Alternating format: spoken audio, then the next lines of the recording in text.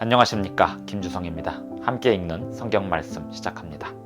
지금 읽을 말씀은 레위기 5장입니다. 제목은 속죄제와 속건제. 속죄제는 죄를 용서받기 위한 제사이고 속건제는 허물을 씻기 위한 제사입니다. 그 의미를 구분하기는 쉽지 않습니다. 속죄제와 속건제는 둘 다 의무적인 제사입니다. 죄와 허물을 발견하면 반드시 속죄제와 속건제를 드림으로 하나님께 사함을 받아야 했습니다. 하나님의 계명을 어기거나 부정한 일에 가담하거나 함부로 맹세하고 뒤늦게 깨닫고 회개할 때면 속죄제를 드려야 했습니다. 하나님께 드리는 성물에 대하여 범죄하였다가 뒤늦게 깨달으면 속건제를 드려야 했습니다. 하나님 앞에 잘못한 일들은 그냥 시간이 지난다고 없어지는 게 아니었습니다. 반드시 회개하고 제물을 드려야 했습니다. 레위기 5장 1절부터 19절까지 낭독하겠습니다.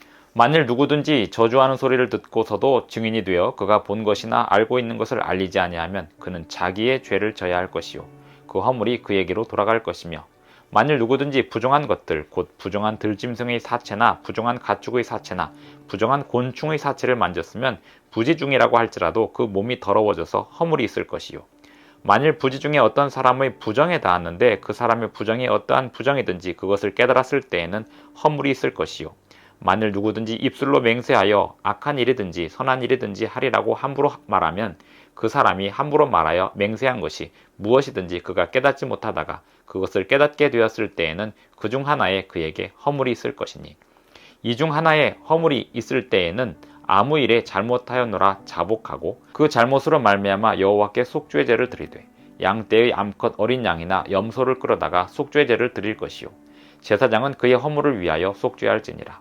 만일 그의 힘이 어린 양을 바치는 데에 미치지 못하면 그가 지은 죄를 속죄하기 위하여 산비둘기 2마리나 쥐비둘기 새끼 2마리를 여호와께로 가져가되 하나는 속죄제물을 삼고 하나는 번제물을 삼아 제사장에게로 가져갈 것이요 제사장은 그 속죄제물을 먼저 드리되 그 머리를 목에서 비틀어 끊고 몸은 아주 쪼개지 말며 그 속죄제물의 피를 제단 곁에 뿌리고 그 남은 피는 제단 밑에 흘릴지니 이는 속죄제요. 그 다음 것은 규례대로 번제를 드릴지니 제사장이 그의 잘못을 위하여 속죄한즉 그가 사함을 받으리라. 만일 그의 손이 산비둘기 2마리나 쥐비둘기 2마리에도 미치지 못하면 그의 범죄로 말미암아 고운 가루 10분의 1 에바를 예물로 가져다가 속죄제물로 드리되 이는 속죄제인즉 그 위에 기름을 붓지 말며 유향을 놓지 말고 그것을 제사장에게로 가져갈 것이요 제사장은 그것을 기념물로 한 움큼을 가져다가 제단 위 여호와의 화제물 위에서 불사를 지니 이는 속죄제라. 제사장이 그가 이 중에서 하나를 범하여 얻은 허물을 위하여 속죄한즉 그가 사함을 받으리라. 그 나머지는 소제물같이 제사장에게 돌릴지니라. 여호와께서 모세에게 말씀하여 이르시되 누구든지 여호와의 성물에 대하여 부지 중에 범죄하였으면 여호와께 속건제를 드리되 내가 지정한 가치를 따라 성소의 세겔로 몇 세겔 은에 상당한 흠없는 순양을 양떼 중에서 끌어다가 속건제로 드려서 성물에 대한 잘못을 보상하되 그것의 5분의 1을 더하여 제사장에게 줄 것이요 제사장은 그 속건제의 순양으로 그를 위하여 속죄한즉 그가 사함을 받으리라. 만일 누구든지 여호와의 계명 중 하나를 부지 중에 범하여도 허물이라 벌을 당할 것이니 그는 내가 지정한 가치대로 양떼 중 흠없는 순양을 속건제물로 제사장에게로 가져갈 것이요 제사장은 그가 부지 중에 범죄한 허물을 위하여 속죄한즉 그가 사함을 받으리라. 이는 속건제니 그가 여호와 앞에 참으로 잘못을 저질렀음이니라. 레위기 5장 1절부터 19절까지 낭독하였습니다.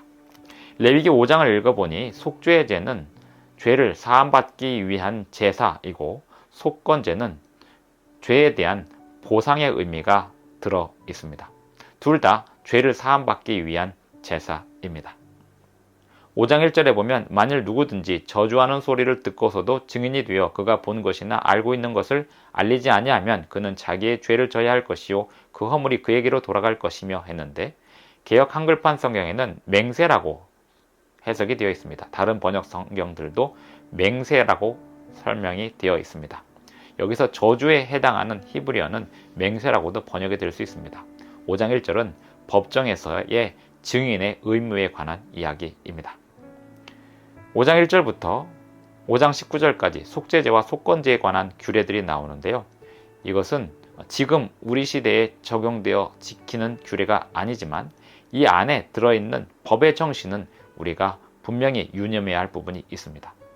하나님 앞에 죄와 허물은 반드시 자복하고 회개하고 죄사함을 받아야 하는 것입니다. 속죄제는 제물을 통하여 하나님께 용서함을 받는 것입니다. 제물은 사람의 허물과 죄를 대신하여 제물이 죽임을 당하는 것을 의미했습니다. 가난한 사람도 제물을 드릴 수 있었습니다. 7절에 보면 만일 그의 힘이 어린 양을 바치는 데 미치지 못하면 그가 지은 죄를 속죄하기 위하여 산비둘기 2마리나 집비둘기 새끼 2마리를 여호와께로 가져가되 하나는 속죄제물을 삼고 하나는 번제물을 삼으라고 했습니다. 11절에 보면 만일 그의 손이 산비둘기 2마리나 집비둘기 2마리에도 미치지 못하면 그의 범죄로 말미암아 고운 가루 10분의 1 에바를 예물로 가져다가 속죄 제물로 드리되 이는 속죄제인즉 그 위에 기름을 붓지 말며 유향을 놓지 말라 했습니다. 소제로 드릴 때 유향을 놓는데 이 속죄제로 드릴 때는 유향을 놓지 말라 했습니다. 하도 가난하고 능력도 안 되고 비둘기를 잡을 만한 힘도 없을 경우에도 소제를 통하여 속죄제를 드리도록 하였습니다. 하나님께서 가난한 형편에 있는 사람들도 하나님께 속죄제를 드릴 수 있도록 규례를 주셨습니다.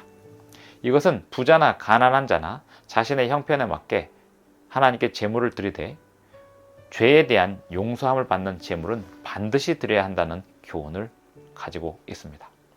부자도 죄를 범하고 가난한 자도 죄를 범할진데 각자가 하나님께 죄사함을 받아야 하는 것입니다. 오늘날 우리가 예수님의 이름으로 기도합니다 하면서 우리의 죄를 자복하고 기도하는 일은 너무나 중요한 일입니다. 우리는 날마다 우리의 죄를 자복하며 살아야 합니다. 레위기 5장에 보면 부지 중에 죄를 범하고 부지 중에 허물이 있었는데 그것을 깨닫게 되면 제물을 드리라고 명령하고 있었습니다. 우리가 알지 못하는 사이에 지은 죄들도 그것이 죄인 줄 알게 되면 하나님께 회개할 수 있는 기회가 주어지는 것입니다. 그럴 때 하나님께 반드시 그 죄를 자복하며 회개하며 기도드리되 예수님의 이름을 의지하여 기도를 드려야 합니다. 예수님은 우리를 위하여 제물이 되어주신 분입니다. 기도하시겠습니다. 하늘에 계신 우리 아버지, 오늘도 우리에게 기도할 수 있는 기회를 주셔서 감사합니다.